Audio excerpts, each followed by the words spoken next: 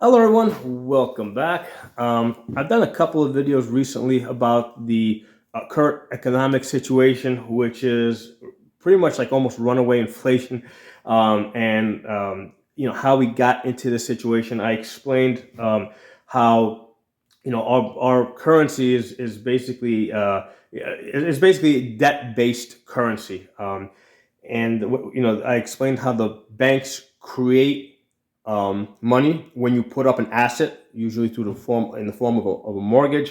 In the last video, I also explained that when they create the asset, right? It doesn't matter whether you give the bank a deed to your house or whether you own a gold mine and you give them gold. They take that asset, and in return they give you a receipt. Okay, that receipt is the money, right? That's what money is. It's a note. It's a receipt that you give them the asset. They give you currency slash a receipt that now you can cut up into little pieces and you can trade and you can do business. Now, however, when they create the money, they don't create the interest. Okay, so what happens is you have to pay this back, principal plus interest, and this happens all across the board. So at no given time is there enough money in circulation, okay, for everybody to pay back their principal and interest. Okay, and that's the reason why money has value. People make the mistake of saying that the reason why money has value is because people are willing to accept it. No, that's not the reason why money has value. That's not, the system is a lot more foolproof than that. The reason why money has value is because at any given time, across the entire economy, right? And in this case, it's a global, because the U.S. dollar is a global currency at this point. There's more U.S. dollars outside the United States than inside the United States. So at any given point, people owe more money than exists. Okay, so that's the reason why money has value, because you always owe more money than you actually have. Okay, and you can turn anything into money, right? If I'm the only person that, let's say, has cow manure, right, and you need cow manure, right, and let's say I'm the only source in the world, and you come to me and you say, listen, I need to borrow cow manure. Okay, I say, fine, I'll give you a bag of cow manure, but next week you need to bring me back 2 bags of cow manure, right? Remember, I'm the only source of cow manure. So how are you going to pay me back those 2 bags of cow manure next week? Well, you're going to come back to me and you're going to say, hey, listen, I need to borrow 2 bags of cow manure for you. Well, fine, I'll give you 2 bags of cow manure. Now you got to pay me back 4 bags of cow manure. Okay, what's going to happen the following week? You're going to come back. You're going to want to borrow 8 bags of cow manure, right? So the reason why that cow manure now has value is because you are always going to owe me more cow manure than exists if I'm the only source of, the only possible source of providing you with that cow manure. Okay, so obviously that's a very isolated example, but now you understand why money has value. Okay, that's the reason why money has value. Everybody always owes more money, okay, than money exists to pay back that debt. Debt being the principal plus the interest. Okay, so I was asked a really good question. What about gold and silver as a hedge, right? As an alternative. Okay, and to put this in context, the reason why this came up is because in the last video I was discussing how basically we have a situation of runaway inflation. There's two forces at play, right, in an economy. Okay, where money, fiat money, is involved, and pretty much all currencies in the world are fiat money. And the reason is because that's the only thing that can scale to a growing population, to a growing economy. You might say, well, what about gold? Can't we? How about gold-backed money? First of all, there was never such a thing. Okay, that was just that was just BS. Okay, there was never U.S. money or no money in the world was ever gold-backed. Okay, at least not on a 1-to-1 ratio. And that the value of gold can be manipulated by the people that control the currency or control the gold. Unless you own a gold mine, you've got no say in that, right? So the way it works is we put up money, we bring an asset to the bank, right? Be it a house or gold, right? And the bank gives us a receipt. Okay, that receipt is what we call money, or a note. Okay, they give us a receipt. What we have now is we have the benefit of being able to divide that up, right? So instead of having like one big chunk of gold or one house, right? Where now, let's say if I want to buy something or trade with somebody, I gotta like break up my house or break up this bar of gold or break up the diamonds or whatever. Okay, because they break it up into little pieces in these receipts we call dollars. I'm able to give, break it up and hey, pay the guy for the electrician, pay the plumber, pay the roof guy. So that's the reason why we do it the way we do it. Okay, so that's basically what the money is. It's a receipt of an asset that you've put up, and while the bank has that deed, they own the house. Okay, all right. So anyway, there's two, as I was starting to say, there was two forces at play here that have developed. The problem here is that the government is a big component of this, right? Because the system is basically a Ponzi scheme. The bank is always creating, when they lend out money, they're creating the money, right, electronically. They're creating the principal. They're not creating the interest. Okay, so more people have to keep coming into the system.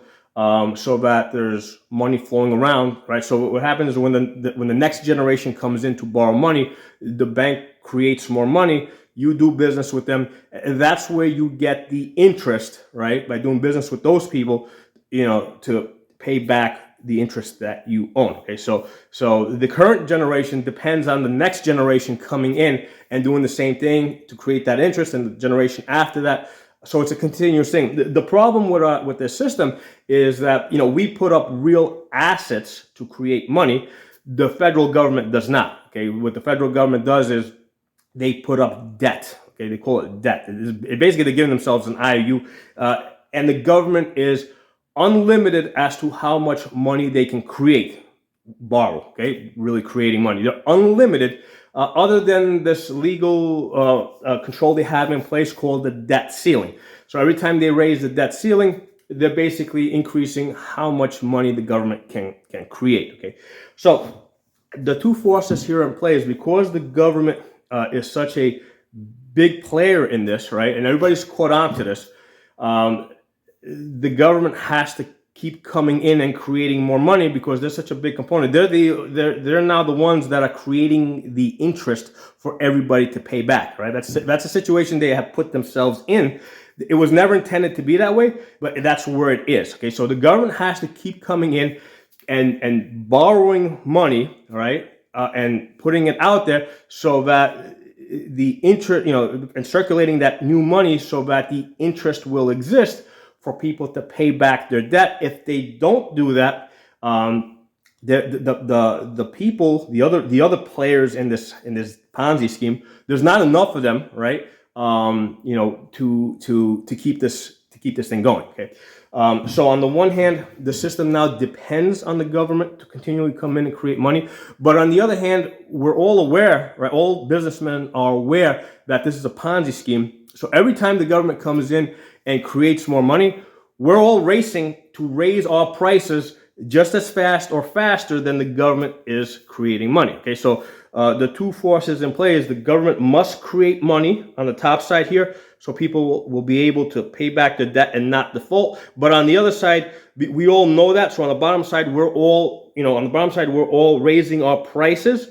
So as we raise our prices, the money that the government created is not enough, so they now have to create more money. Okay, so the system has reached a critical point where it requires money creation at a faster and faster rate, so people don't default. Okay, so that's the situation we're at. So the solution to this, right? There's only one solution, and this is where we left off in the last video.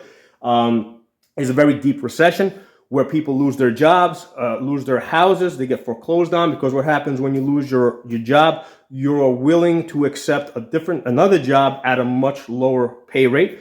When the bank forecloses on a house, when they sell it off, they're selling that house at a much lower rate, right? So the value of wages goes down, the value of real estate and other assets goes down, and that's how the dollar gets back its respect. Okay, so the recession is the fix. Okay, that's the cure. The longer you let this get away from you, the harder the cure is. Okay, if they had nipped this in the butt like 2 or 3 years ago, the amount of fix needed would not have been as much. At the point where we are now, okay, a very deep recession, almost depression, is required for the dollar to get back its respect. Okay, so that's where we're picking this up from here. So the question that I was asked, and it's a really good question, is how about gold and silver as a hedge against this? And the person was asking about physical gold and silver. Okay, so before we get into the physical, because that's going to be really the focus of this discussion, right? The first 10 minutes of this video was to get you guys to this point. I hope you're still with me. So the question becomes, how about physical gold and silver? First, let's talk about these gold funds, right, or precious metal funds. Okay, and for you guys that don't know, my background's accounting. I had one client for many years who was a big investor in gold funds, right, and he actually made a lot of money off of this, right. He made a lot of money off this, but one of the things I always told him is that, listen, this is no different than, gambling on any other stock or anything else. You don't actually have possession of that gold, okay? If you don't have like a gold bar with a serial number that's to your name, and even if they did, I mean, remember, you didn't write the contract, you didn't read the fine print, then you're never going to receive that gold, right? In a real shit hit the fan type of situation, unless you have physical possession of that gold, you don't have the gold, okay? All you have is a piece of paper, okay? That's all you have. So that's the first, like it doesn't matter. The guy did make a ton of money off of this investment over I think like almost 2 decades, right? He made, we're talking like in the hundreds of thousands of dollars. Of course, he went in with like $1 million, right? And it was just his, rather than buying stocks, he bought this, right? That was his retirement account, okay? So he did really good with that. But like I said, it's all you have. I mean, it's just a gamble. That's just a piece of paper that says you have this. In the real shit hit the fan type situation, you're never going to see that gold, okay? So let's talk about physical gold, okay? Physical gold and silver, where you actually go out and you buy coins and you fill up a little chest over here. Okay, so there's two ways we're going to approach this. Okay, the first way is where like you have an economic collapse, but it's basically at the recession, depression, 1929 depression level era, 1930s depression. So that's one level, okay, and then the other level is down here where you have a complete government collapse. Okay, government collapse could be because of a global natural disaster, right? Giant meteor falls, super volcano goes off, that type of thing, where basically total government collapse, okay? An invasion, right, where let's say something similar to what Germany suffered in 1945, where the country was completely overrun by Russians, okay, and Americans on the other side, okay? So a complete invasion, okay, or a civil war, okay? And here's the thing. When we're talking Civil War here, we're not talking about like what happened in the United States in the 1860s. I barely consider that a Civil War because it was almost like the North and South were like almost two separate countries. All that was basically almost like one country invading another. A real Civil War, okay? Because here's the thing: in the war, you basically have the soldiers on one side trying to kill the soldiers on another side. Okay, that's a war. Okay, a civil war. Okay, right. If we're on opposing sides, I'm trying to kill your kids. You're trying to kill my kids. Okay. My family grew up is from Europe. Okay. They lived through the aftermath of World War II. There was basically revolutions all over Europe as the governments collapsed. And to give you guys an example, there was a guy there was a rebel movement in my part of Europe, and the leader of that movement, all right, or basically essentially they were targeting the houses of people that they considered to be on the opposite side, okay, or just not even combatants. Like if you supported the opposite side, they would burn your house down, right? Just for supporting the opposite side. If you were involved in that movement, they would kill your family. And one of the things that this guy was known for is if your wife was pregnant, he would gut your wife, okay, and basically pull out your unborn child, and let you find that, okay. That is a civil war, okay. That's the type of hate that's involved in civil war. And if you look at like the civil war that happened in Iraq, you're gonna find similar types of situations, right? But that's a civil war. Civil war is where not soldiers fighting soldiers, where you're trying to kill the children of whoever you perceive to be your enemy. Okay, so let's just keep that in perspective. Okay, that's a real civil war.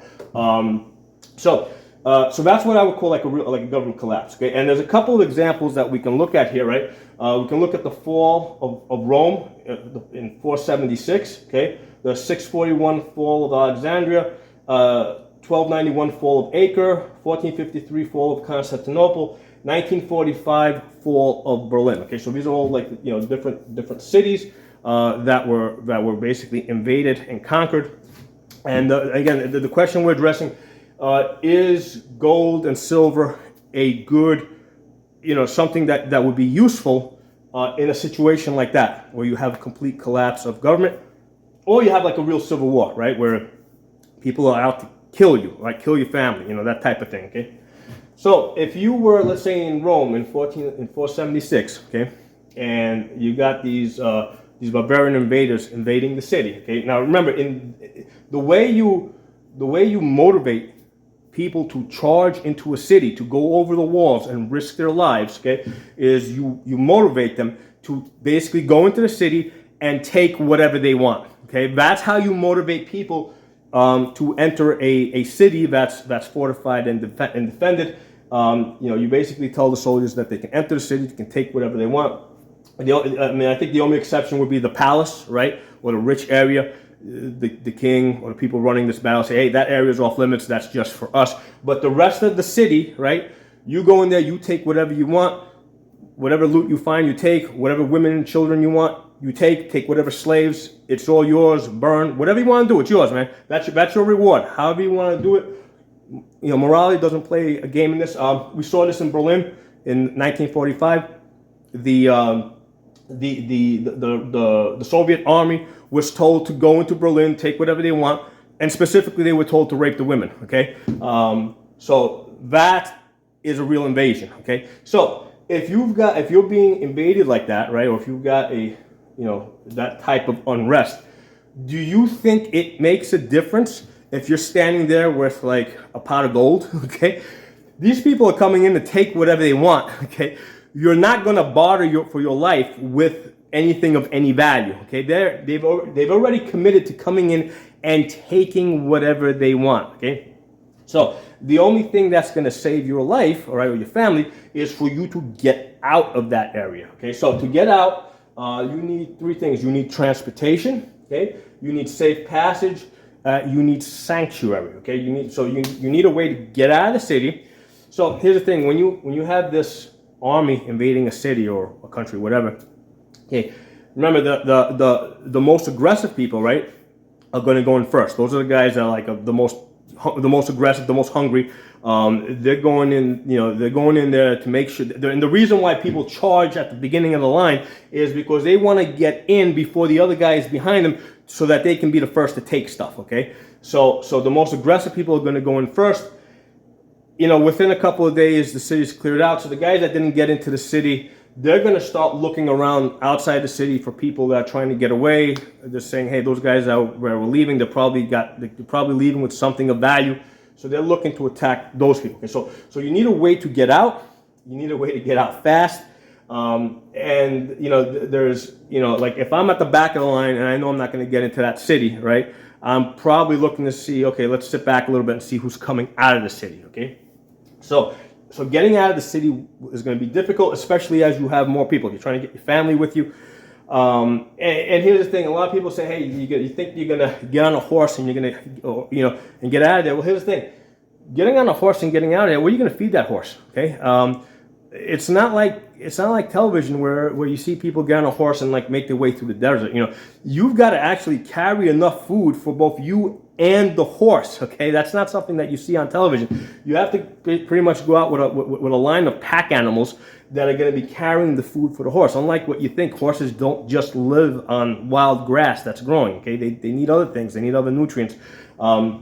So that's the first. You got to be able to get out with the supplies that you're going to need, right, with your family and with enough supplies so that you can get somewhere. Now, as far as safe passage, okay, so trying to get someplace. So you got to have a plan to get someplace, okay, that to some sanctuary. So as far as that safe passage, on the one hand, you're being pursued from the rear, okay.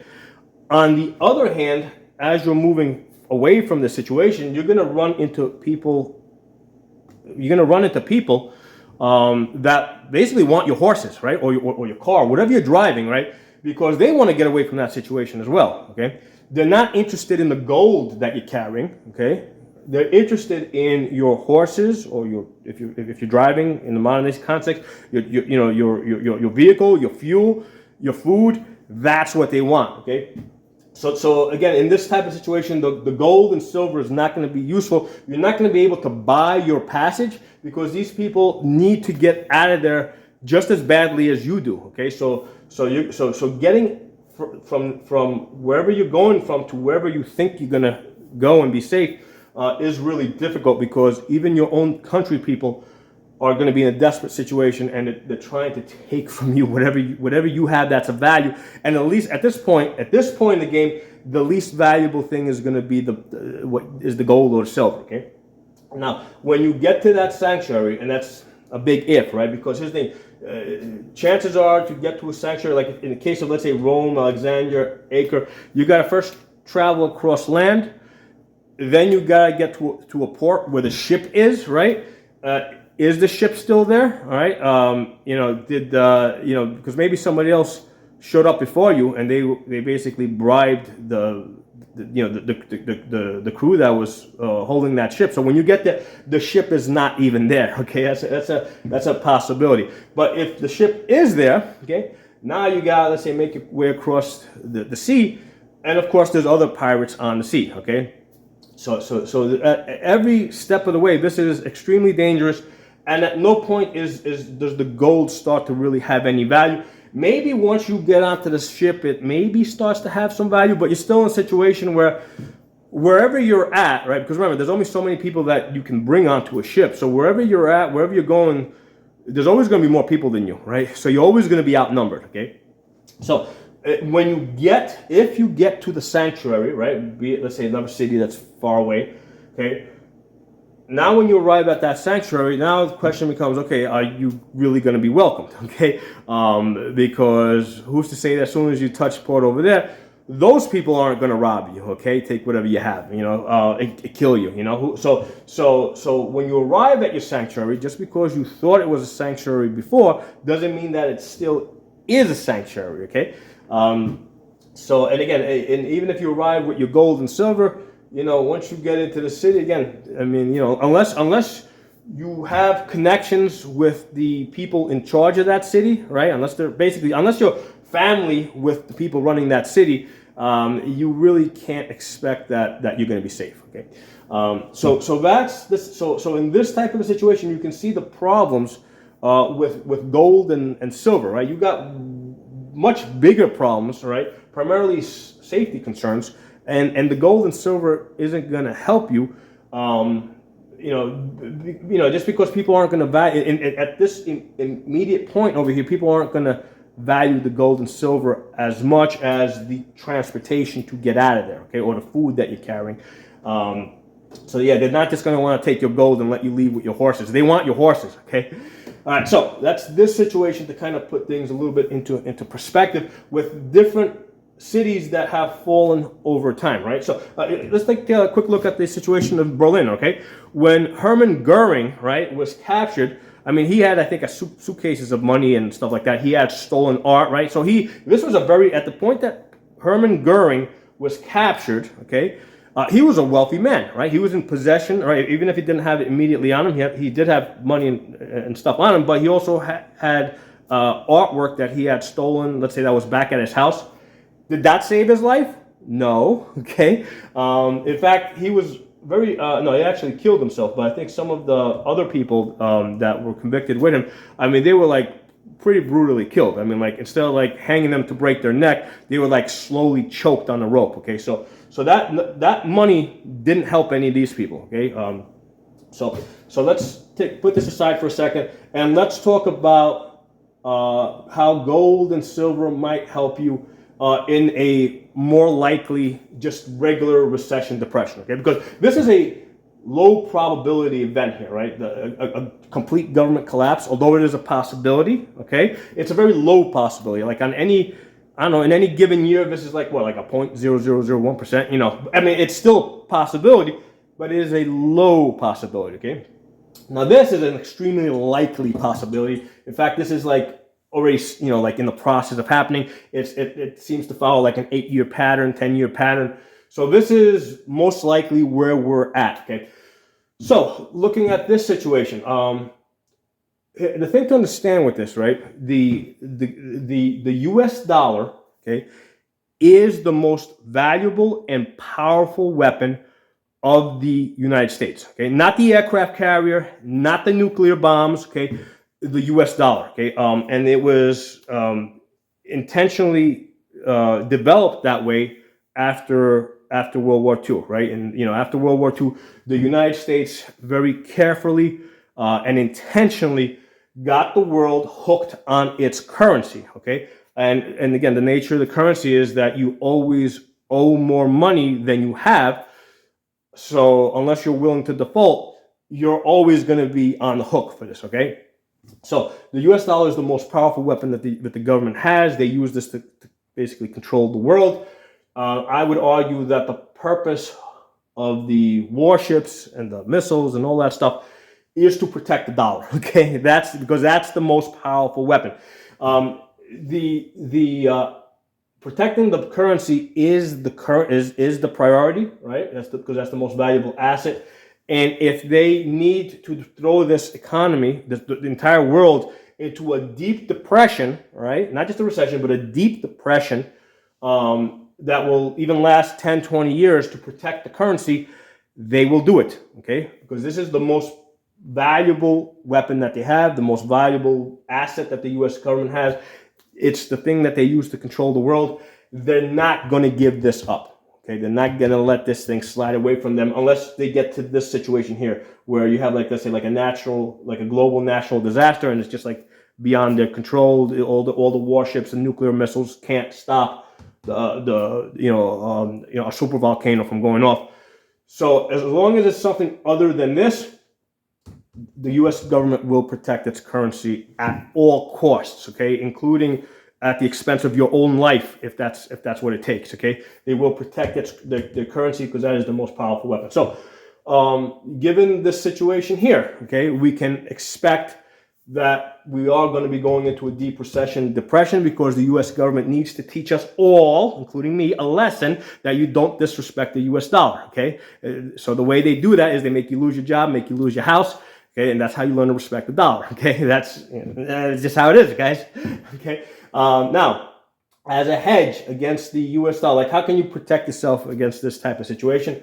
So this is something I've been thinking about for years. Obviously, I'm an accountant. These are the things I think about.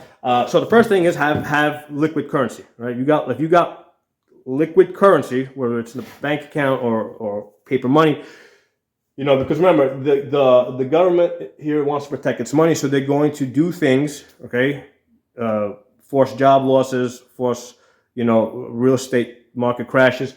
So what's going to happen is the value of the dollar is going to go up. Okay, so if you've got dollars, right, like right now, like if you got dollars, a year from now, 2 years from now, you'll be able to buy real estate at a much cheaper price. Okay. Now, aside from this, what's the next best investment? Basically, business, right? If you want to have a means to generate more money. Okay, and here's the thing: if you got a pot of gold and it's sitting, you know, in the closet somewhere or buried on the ground, that's not generating more money. I mean, until the point where you go to use it, it's like it's not even there. Okay, but like business, on the other hand, is something that like I use on a regular day, and every day, right? I'm using my businesses to make money. Okay, tools. Okay, so here's the interesting thing: when they've excavated ancient civilizations, right? That it seems, and there's like obvious. There's basically indications of an invasion, and the indications are usually burning, right? So they find like a settlement or something, right? Buildings, and there's like what they consider like evidence of burning, right? Which means that they were probably invaded. One of the things that they find when they excavate the area is that people buried tools. Okay, tools in the ancient world were very valuable, so they very rarely find buried gold, but they do find buried tools. So people, even thousands of years ago, were aware that the valuable things are not,